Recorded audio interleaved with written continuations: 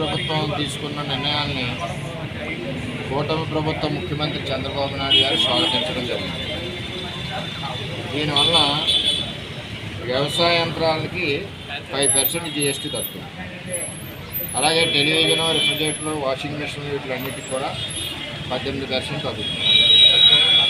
నిర్మాణ సామాగ్రి ఏదైతే ఉందో దానికి 28% ఇది వరకు ఉండేది, ఇప్పుడు 18% తగ్గుతుంది.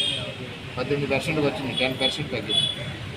అలాగే పిల్లల స్కూల్కి సంబంధించిన బుక్స్ కానీ, పెన్సిల్ కానీ, ఎక్సర్సైజ్ బుక్స్ కానీ, మ్యాప్లు కానీ, పిల్లలకు సంబంధించిన ఎడ్యుకేషన్ అన్నింటి మీద కూడా 12% GST నుంచి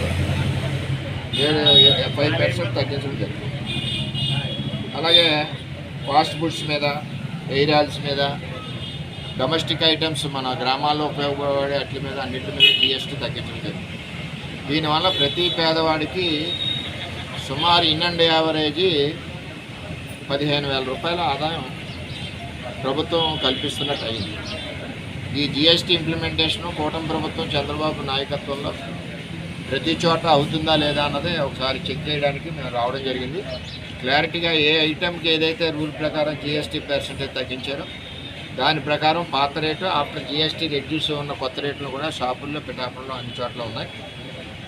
ప్రజలను కోరేది ఏంటంటే, మీరు వస్తువు కొనేటప్పుడు ఇది వరకు మీద తగ్గాలి కదా, GST % ఇంత, సబ్బులకి GST % ఉంది, షాంపూలకి GST % ఉంది. మరి ఇవన్నీ రెగ్యులర్గా ఇళ్లలో వాడే వస్తువులే కదా, ఇవన్నిటి మీద పిల్లల స్కూల్ బుక్స్కి GST % రెడ్యూస్ చేశారు.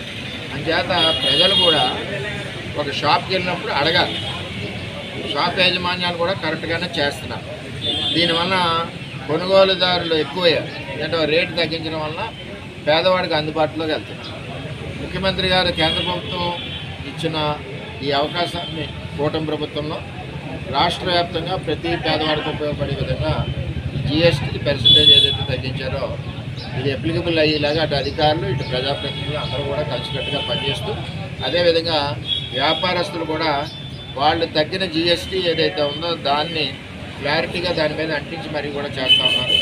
ఈ ఏళ్ళ వైనాట్ షాప్, డొమెస్టిక్ షాప్, అన్ని రకాల సదుపాయాలు ఉండే షాప్కి వచ్చి చూసాం.